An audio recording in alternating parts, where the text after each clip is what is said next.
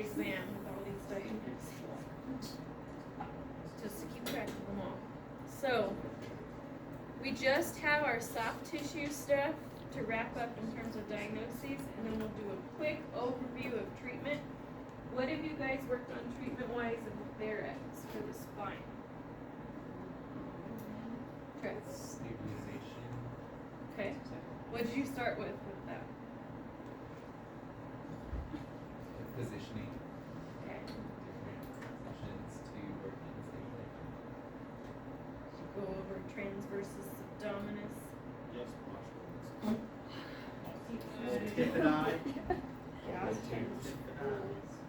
All of those. Okay, so you've done your stabilizations, you've done mobilizations, traction and physical agents. Alright, so the treatment itself, we should just be able to breeze through. Okay, so just to wrap up our pathologies, muscle strains, you can absolutely strain a muscle in your back. There's a lot of muscles back there. Remember, kind of as your anatomy review, you have your superficial back muscles, and then your deep back muscles. Your anterior spinal muscles are your abs. And all of those work together. You need strong abs and strong spinal muscles to have that dynamic stabilization, dynamic stability control. So how you would strain a muscle in relation to the spine, it could be a sudden violent contraction of the muscle. So if you're trying to lift a heavy object really fast, so it's a sudden violent, there's a load component.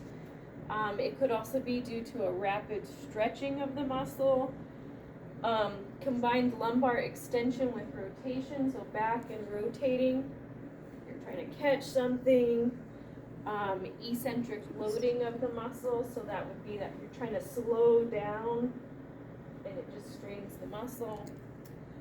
And then of course any type of repetitive overuse. We now live in the world of buying online, so our delivery guys are lifting tons of packages, repetitive overuse. They're more common to have a muscle strain in the lumbar spine and specifically low around the iliac crests. Just because you have a lot of forces converging right at those iliac crests, your thoracolumbar fascia is pulling in a lot of forces, even your abdominals attached to your thoracolumbar fascia, so all of those forces are being transmitted to that one spot. Deep inside you have your quadratus lumborum, erector spinae, and of course your iliolumbar ligament that attached to your iliac crest. So there's a lot of combining forces from every direction, so it's a more common site of injury. And repeated loading with twisting and lifting would be the common mechanism of injury right around that iliac crest. So what can we do for these folks? Initially, you want to control the pain and swelling, start to restore that muscle strength and control, restore their flexibility. You can always add in cardiorespiratory fitness, function, and protection from further injury, which means proper lifting mechanics. So back to school, some places call it back to school. Teaching them how they should be lifting, or it can also be called like ergonomics, where you do kind of a work site or work evaluation. How can we improve what you're doing? Yeah? Okay. So ligament sprains, as your anatomy review, remember that there's all these ligaments that are crossing the spine. So you have your anterior longitudinal ligament on the anterior surface of the vertebral bodies, posterior longitudinal ligament on the posterior surface. You have your ligamentum flavum, interspinous ligament, and supraspinous ligament. So a lot of ligaments, which means they can get injured. Usually they're injured from a sudden violent force or repeated stress.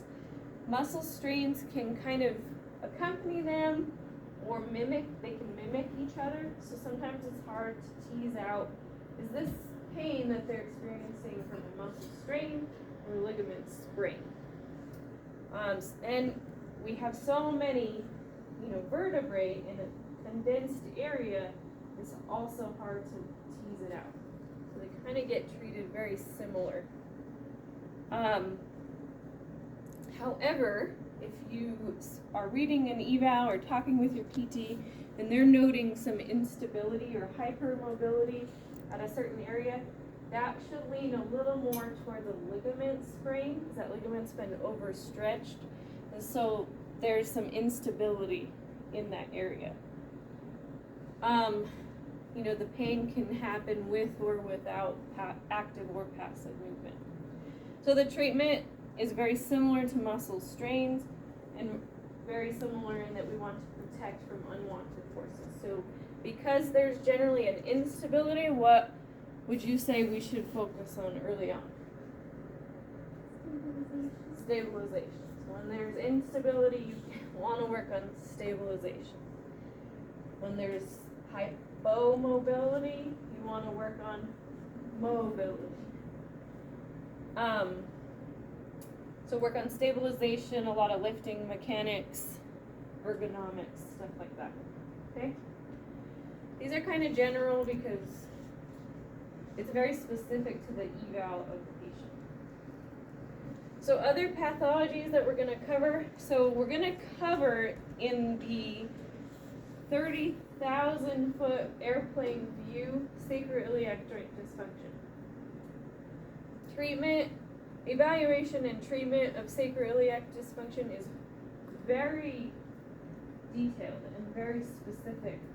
And a lot of therapists spend a lot of CEU time working on this. Generally, PTs tend to keep these patients more because they spend a lot of their CEUs or try to get very specific in treatment. So if you end up seeing a lot of SI patients, then I would suggest going down that road CEU-wise. But for now, in terms of what you need to know, is just that general overview.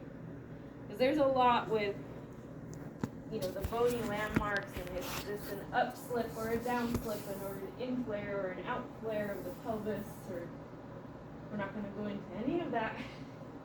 We're just going to give you the overview, and if you find that fascinating, interesting, you go through clinicals, and you want to keep that up, cool.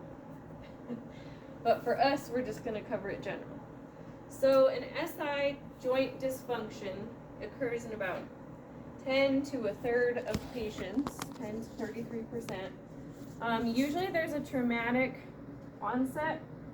So this would be your slip and fell on ice on their butt. Usually slip and fall right on the butt will kind of disjoint that SI joint. It can also be from insidious onset. I'd say more so post-pregnancy, where they've had a period of laxity and then now their ligaments are becoming less lax as their hormones change. So they've had a period of instability and now they're tightening back up, right? So I would say that's a little more like insidious. Usually they complain of pain. They can pinpoint it. It hurts right here. They can pinpoint it. And it's right over the SI joint region. It can have radiculopathy depending on the degree of dysfunction and if it's compressing, but you're into your sacral level nerves, so the radiculopathy would be much more distal, so the sciatic nerve. Usually these patients will have their pain relieved when they rest or unweight the joint. So these patients will also be sitting in the clinic like this, because they're unweighting that SI joint. So they shift a lot, they get the weight off of that SI joint in order to relieve the pain. And of course, when we are looking at bony landmark palpation, you can put your thumbs on the PSISs, and they should be level at the same height and the same width from the spine. You can put your fingers on the ASISs, and they should be level, same height. thumb should be sitting right in front of your face, not like this or like this. You have your thumbs right on the ASIS. And then we look at iliac height. So all of the pelvic bony landmarks is the start to the SI evaluation. We're going to look at how the levels are, and then if that changes with movement or not. If there's an unresolved inflammation from the initial injury, it'll end up getting even more hypomobile and stuck. And that's where a lot of PTs will actually mobilize the SI joint and try to pull it back. But as you can tell, it's very, it's like a bunch of speed bumps. It's like locked in. So if you get hypomobile, it's very hard to come out of that. But there's a lot of techniques that we do for that. Okay? Like I said, we're just giving you that overview. Just understand what it is, these general impairments, and what we're looking for.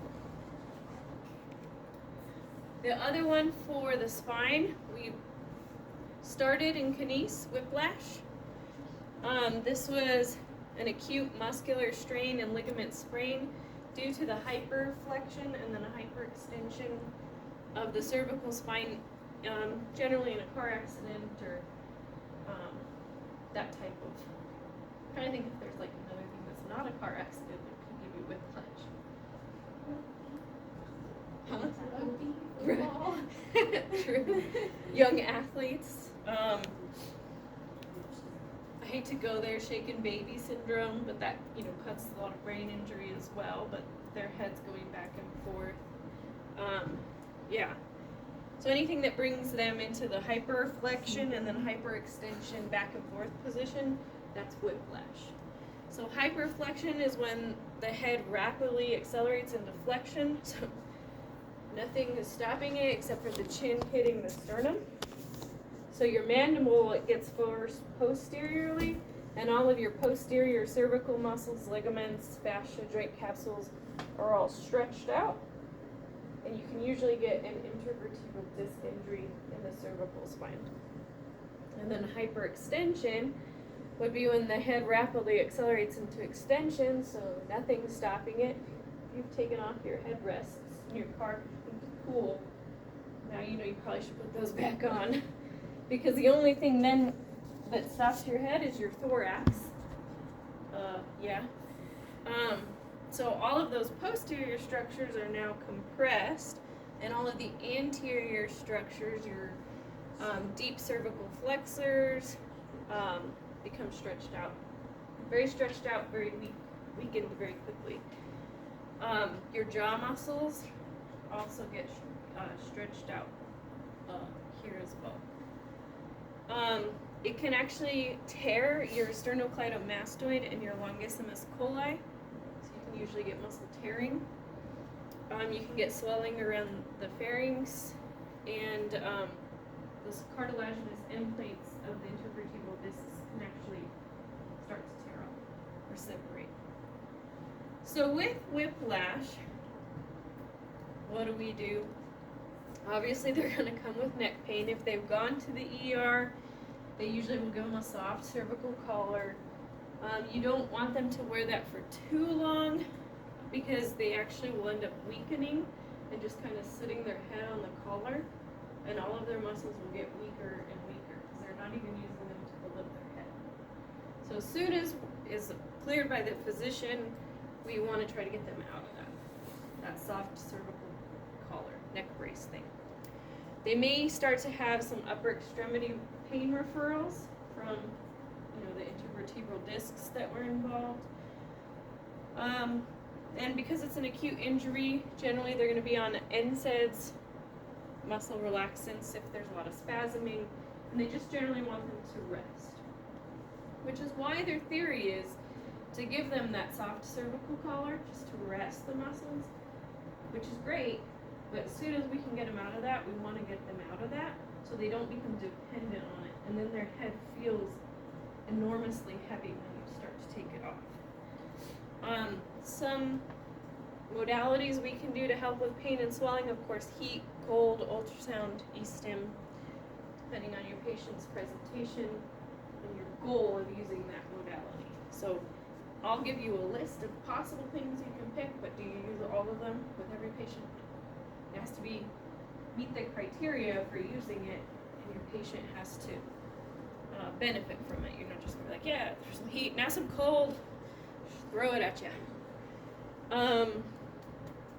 So after your initial pain and swelling are controlled, you're kind of out of that initial injury phase, generally we start with our isometric exercises. So isometrics of the cervical spine, you could just have them put their hand and push just straight back into their hand, straight forward, side to side, just to start to generate that muscle contraction. Active range of motion of the cervical spine should be cautious so that they don't overdo it. So if they are turning their head and they start to get painful, or if it was a hyperflexion injury, we're not going to generally promote too much flexion. We're going to try to do the opposite, right? So you're going to avoid end range flexion with a hyperflexion injury. So start gentle with your active range of motion of the cervical spine. After isometrics are tolerated pretty well, then I usually will progress into retraction exercises. So that's where you just ask them to bring their head straight back and give themselves a double chin. Be careful that they're not flexing as they do that, because you just want a pure cervical retraction. Then they all laugh and they're like, oh, I don't want a double chin. And you're like, no, you want to activate this, cervical retraction. They can put their hand behind their head as they retract back. So you're getting a little bit of motion, so it's not quite isometric anymore. If they're driving again or in the car again, I tell anybody that I give cervical retraction to sit at the headrest in the car is like awesome for this, and that when you're at the stoplight, just push back and hold for a few seconds. All of you who've been working at the computer way too much, when you drive home, do cervical retraction into your headrest so you're not getting weakness of your deep cervical flexors. You can do it supine if they can't tolerate doing it upright. So you can change that position to decrease that demand on the muscle. You really just want to protect from anything that's aggravating their pain. Don't do that right now, and you really want to work cautiously into treatment. If they're having a lot of muscle spasming still, you can use heat prior to range of motion and strengthening exercises just to relieve that pain, bring those muscles down from spasming. But some of these patients can be kind of slow to get going because it's painful. Has anyone been in a car accident? Did you get whiplash from it? It takes a while for it, and usually they don't feel it till the next day. So they may walk away from an accident feeling fine the next day. They can't move. Yeah.